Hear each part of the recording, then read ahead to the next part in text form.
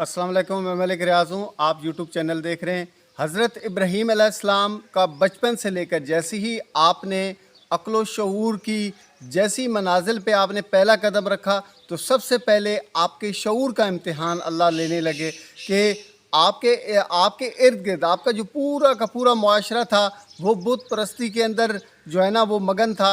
इसके अलावा वो शम्स व कमर की पूजा किया करते थे, आग और हवा और पानी की पूजा करते थे। तो आपके ज़हन के अंदर इन तमाम जितनी भी चीज़ें जिनकी वो पूजा करते थे खुदा समझ के, अल्लाह समझ के, सबके सामने आपका एक क्वेश्चन मार्क लगा कि ये अगर ये शम्स व कमर की पूजा करते हैं तो अगर ये सूरज की पूजा करते हैं तो सूरज तो सुबह से निकलता है, शाम तक रहता है, फिर गुरूब हो जाता है। अगर कमर की पूजा करते हैं तो वो रात को उसकी रोशनी होती है। अगर ये आग की पूजा करते हैं तो आग तो वक्ती तौर पर गर्म होती है और जलाती है सारी चीज़ों को, फिर ठंडी हो जाती है तो फिर नाकारा हो जाती है। अगर ये लोग बुतों की पूजा करते हैं तो ये तो बुत ऐसे हैं कि ये ना खुद बोल सकते हैं, ना खा पी सकते हैं, ना किसी को नफ़ा दे सकते हैं, ना नुकसान दे सकते हैं। तो हज़रत इब्राहीम अलैहिस्सलाम ने शऊरी तौर पर इसके ख़िलाफ़ रेजिस्टेंस शो की और लोगों को समझाने की कोशिश की। बल्कि एक दफ़ा ऐसा हुआ कि सारे लोग मेले पे चले गए तो हज़रत इब्राहीम अलैहिस्सलाम ने जो खाना काबा के अंदर बुत रखे हुए थे 365 के लगभग, सबको जो है ना आपने तहस नहस कर दिया, सबको ख़त्म कर दिया और सबसे बड़े बुत के जो है ना कुल्हाड़ा उसके कंधे पे रख दिया। जब वो वापस आए तो वो कहने लगे जी कि आपने, ये आपका काम है कि आपने हमारे बुतों को तबाह व बर्बाद किया है। तो हज़रत इब्राहीम अलैहिस्सलाम ने फरमाया कि मैंने नहीं किया है, बल्कि ये जो सबसे बड़ा बुत है ये इसकी कारस्तानी है। तो वो कहने लगे जी ये तो ये काम नहीं कर सकता, मतलब इसके अंदर तो हरकत नहीं है ये। तो इब्राहीम अलैहिस्सलाम उनकी ज़ुबान से यही बात कहलवाना चाहते थे कि ये कह दें कि ये कुछ नहीं कर सकते। तो हज़रत इब्राहीम अलैहिस्सलाम ने उन लोगों को कहा कि आप अक्ल से काम लें, जो बुत जिसकी आप पूजा करते हो, जिसे आप अल्लाह समझ के पूजते हो, वो तो इतना काम भी नहीं कर सकता कि किसी को नुकसान पहुंचाएं या नफ़ा पहुंचाएं। तो ये आपका खुदा कैसे हो सकता है? ये आपका पहला इम्तिहान था और इस इम्तिहान में आप ज़बरदस्त अंदाज से कामयाब हुए।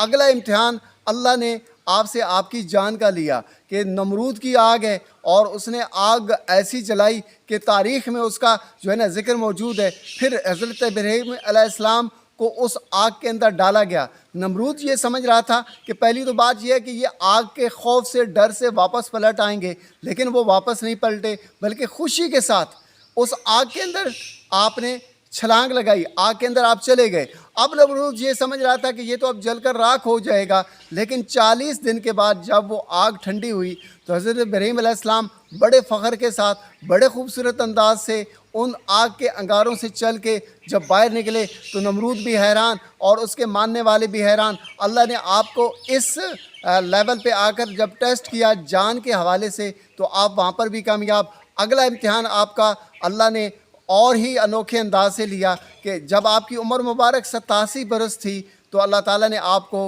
हज़रत इस्माईल जैसा बेटा अता फरमाया।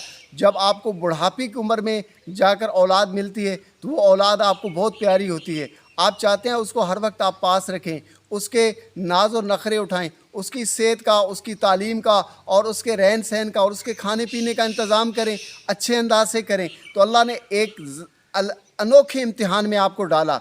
अल्लाह ने आपसे फरमाया कि आप जाओ और अपनी ज़ौजा को और अपने बच्चे को ऐसे बेयाबान में छोड़ के आओ जहाँ पर ना पानी हो, ना कोई साया हो और ना ही कोई खाने पीने के इंतज़ामात हो सके वहाँ पर। तो हज़रत इब्राहीम अलैहिस्सलाम ने हज़रत इस्माईल को और हज़रत अम्मा हाजरा को लिया और वीराने के अंदर छोड़कर अल्लाह ने हुक्म दिया कि अब आपने घोड़े से भी नहीं उतरना बल्कि वापस आ जाना है। तो हज़रत इब्राहीम अलैहिस्सलाम को और हज़रत इब्राहीम अलैहिस्सलाम ने हज़रत इस्माईल अलैहिस्सलाम को और अपनी ज़ौजा को अल्लाह के हवाले वहाँ पर करके वापस आए। फिर अल्लाह ने वहाँ पर आपको जो इज़्ज़तें दी, जो आपको जो है ना हज़रत इस्माईल अलैहिस्सलाम के पाँव मुबारक की रगड़ने से जो एक पानी का चश्मा जो है ना जारी हुआ, आज भी लोग जो है ना उससे नफ़ा उठा रहे हैं और क़यामत तक इंशाअल्लाह ताला उठाते रहेंगे। ये हज़रत इस्माईल अलैहिस्सलाम की करामत है। फिर जब आपका बच्चा बड़ा होता है और आपकी उम्र मुबारक तकरीबन 100 साल के लगभग हो जाती है,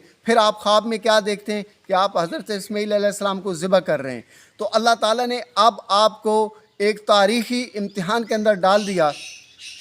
حضرت ابراہیم علیہ السلام نے جب یہ خواب اپنے بیٹے کو، یہ بات اپنے بیٹے کو بتائی کہ اللہ یہ چاہتا ہے کہ میں آپ کو اللہ کے جو ہے نا راستے کے اندر ذبح کر دوں، تو حضرت اسماعیل علیہ السلام نے فوراً حامی بھر لی اور فرمانے لگے اے اللہ تعالیٰ، اے میرے والد، اللہ آپ سے ہر لحاظ سے بہتر ہے، آپ مجھے ذبح کریں گے تو میں اللہ کے پاس چلا جاؤں گا، اور دنیا جو ہے نا اس سے بہتر جنت ہے، جب میں دنیا میں رہتا ہوں تو جب مجھے آپ ذبح کریں گے تو میں جنت میں چلا جاؤں گا، لہذا میں تو خوشی سے اس کام کے لیے تیار ہو گیا ہوں۔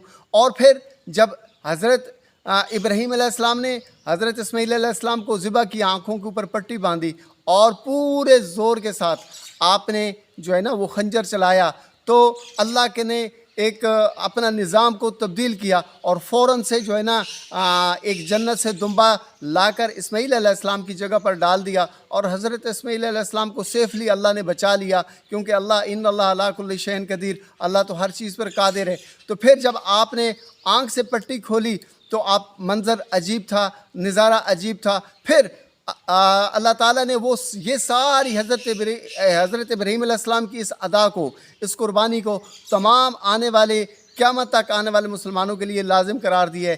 اب بھی عین اس جگہ پر جہاں پر حضرت ابراہیم علیہ السلام نے حضرت اسماعیل علیہ السلام کی قربانی پیش کی تھی، اللہ نے اس کی یاد میں تقریباً 2.5 لاکھ کے لگ بھگ جو جاتے ہیں حجاج کرام، وہاں پر جا کر قربانی پیش کرتے ہیں۔ ایک روح پرور نظارہ ہوتا ہے یہ، اس یاد میں، اس قربانی کے بدلے میں اللہ تعالیٰ کی طرف سے عزت ہے، اور یہ قیامت تک جاری رہے گی۔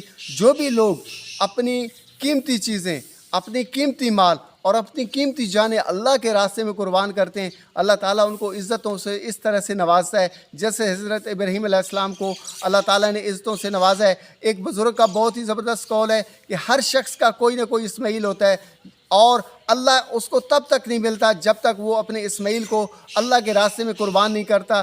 اب یہ اسماعیل ہر ایک کا ڈیفرنٹ ہو سکتا ہے، کسی کی فیکٹری ہو سکتی ہے، کسی کی جاب ہو سکتی ہے، اور کسی کی اولاد بھی ہو سکتی ہے، کسی کے مال و دولت بھی ہو سکتی ہے، زمین جائیداد بھی ہو سکتی ہے، عزت بھی ہو سکتی ہے، کچھ بھی ہو سکتا ہے، لیکن جب تک آپ اپنے آپ کو اللہ کے حوالے نہیں کریں گے تو اللہ آپ کو نہیں ملنے والا۔ اس لیے اگر آپ اللہ سے ملاقات چاہتے ہیں تو پھر آپ اپنی خواہشات کی قربانی دینی پڑے گی۔ حضور نبی مکرم صلی اللہ علیہ وآلہ وسلم سے محبت کیجئے، آقا کریم علیہ السلام کی ذات پاک پر درود و سلام کا نذرانہ پیش کر دیجئے، اور آپ سے گزارش ہے کہ ہمارے اس چینل کو بھی سبسکرائب کر دیجیے گا۔ شکریہ۔